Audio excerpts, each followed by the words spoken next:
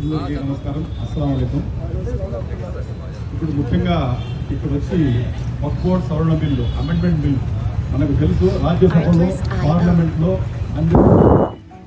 కానీ అది మన ముస్లిం పర్సనల్ లా బోర్డు కానీ అదేవిధంగా జమాతే ఉల్మాయ్ హింద్ ఎవరు ఈ అజిటేషన్కు లీడ్ చేశారో, ఎవరు దీనికి అగెనిస్ట్గా ముందు నుండి ఉన్నారో వాళ్ళు ఈరోజు ఆ బిల్లు కోసం సుప్రీంకోర్టుకు అప్రోచ్ చేయడం కూడా జరిగింది. కానీ దాని లోపలే ఈ సెంట్రల్ గవర్నమెంట్ ఏం చేసిందంటే ఆ బిల్లు తీసుకుని ప్రెసిడెంట్ ఆఫ్ ఇండియా దగ్గర పోయి చేసేసి అమెండ్మెంట్ ఇప్పుడు ఇంప్లిమెంట్ అయిపోయింది. నిన్నకుండా మొన్నట్టుంటే అమెండ్మెంట్ ఇంప్లిమెంట్ కూడా అయిపోయింది. నేను ఒకటే అడుగుతున్నాను, బీజేపీ గవర్నమెంట్, ఈ ఇండియా గవర్నమెంట్ ఇంత దగ్గర 140-150 కోట్ల జనాభా ఉండే ఇండియాలో దగ్గర 25 కోట్ల మంది ముస్లింస్ ఉన్నారు. 25 కోట్ల మంది ముస్లింస్ ఈ రోజు బాధ కల్పించి అంత దగ్గరగా చకాచకా బిల్లు తీసుకుని వచ్చేసి అవసరం మీకేమొచ్చింది? అందరికీ మీరు వచ్చిన ఈరోజు ఒక రాజు అనేవాడు ఉంటే ప్రతి ఒక్కరికి రాజ్యంలో ఉండే ప్రతి ఒక్కరికి అతను రాజే. ఈరోజు మోదీ గారు ప్రైమ్ మినిస్టర్ అంటే ప్రతి ఒక్కరికి హిందువులుగా ప్రైమ్ మినిస్టరే. మా ముస్లింస్ పెద్ద మనసు పెట్టుకోవాలా, మన మనసు పెద్దది పెట్టుకోవాలా, ప్రతి ఒక్కరికి మనం న్యాయం చేయాలనే అభిప్రాయం మనలో ఉండాలా. అప్పుడే మనం ఆ పదవికి అర్హులం. అది కాని పక్షంలో మన పదవులకు అర్హులం కాదు.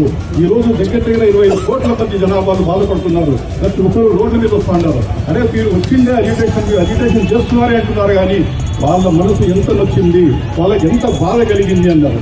ఈ రోజు ఆ వక్ఫ్ చట్టం మీద పూర్వీకులు ఇచ్చిండే భూముల మీద వాళ్ళు గోరీలు చేస్తున్నారు, వాళ్ళు మద్రసాలు చేస్తున్నారు. ఆల్రెడీ ఇప్పుడు యూపీలో స్టార్ట్ అయిపోయింది. గోరీల్లో కూడా పూడ్చేదానికి అవకాశం లేకుండా చేస్తున్నారు. అదేవిధంగా మద్రసాలు తొలగించేదానికి మీ టోటల్ ఏదైతే ఉందో అంత తీసుకున్నారని నేను చెప్తున్నారు. ఎందుకు ఇంత హరాస్ చేస్తారు? ఇది అవసరమా మనకు? ఇప్పుడు మనమంతా కలిసి మనం దేశం కోసం పాటుపడదాం, దేశాన్ని ముందు పెడతాం. ఈ చైనాలో పోయి చూడండి, ఈరోజు చైనాలో ఇది జరుగుతుందా? చైనాలో అందరూ ఒకే బుద్ధిజం పెట్టుకున్నారు, వాళ్ళ క్యాష్ పెట్టుకున్నారు, ఎంత పక్కన పెడతారు, అభివృద్ధి పక్క టార్గెట్ చేస్తారు. ఈ రోజు అమెరికాతో పోటీ పడే స్టేజ్లో చైనా పోయింది. ఈ రోజు మన ఇండియా పరిస్థితి ఏముంది? మన ఇండియా స్పెషాలిటీ ఏమి? భిన్నత్వంలో ఏకత్వం. అన్ని మతాలు మనకున్నాయి, అన్ని మతాలు మనకు మేలు కలిసి వచ్చి చేస్తా ఉంటేనే ఈరోజు ఇండియా ఉంది. దేశంలో ఇక్కడ సాధువులు కానీ సంతులు కానీ దేవుళ్ళు కానీ తిరిగిండే భూమి ఈ నేల. ఇది ఈ నేల మీద ఆటోమేటికలీ ఒక పీస్ ఆఫ్ మైండ్ ఉంది, పీస్ ఉంది. దాన్ని చదవటే దానికి ఎందుకు మీరు చేస్తున్నారని నేను ప్రశ్నిస్తాను.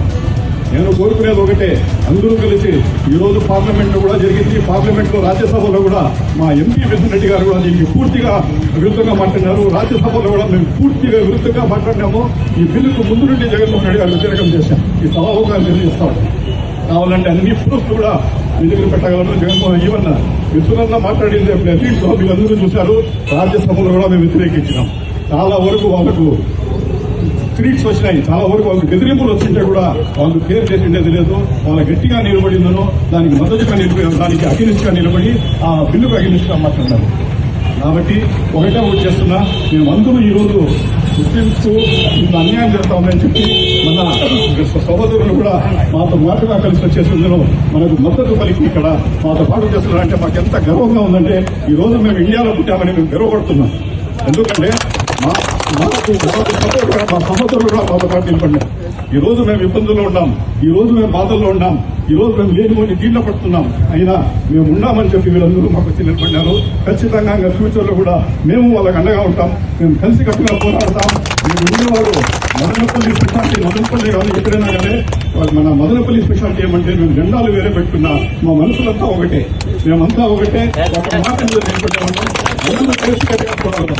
మనం ఈ మదనపల్లి ఉండే ఉద్యమం వచ్చిందను హైకమాండ్ వరకు పోయేసి ఆ గవర్నమెంట్ ఎటువంటి పరిస్థితుల్లో కూడా ఇది వెనక్కి తెచ్చే వరకు మనం ఉద్యమం ఆపకూడదు. ఖచ్చితంగా మనం వెనక్కి తీసుకుందాం. ఈ మనందరి సహకారం దీనికి ఉంటుందని చెప్పి ఈ సభాముఖులకు ఈ అవకాశం ఇచ్చింది. ధన్యవాదాలు. నిసార్ అన్న గారికి ధన్యవాదాలు. అలాగే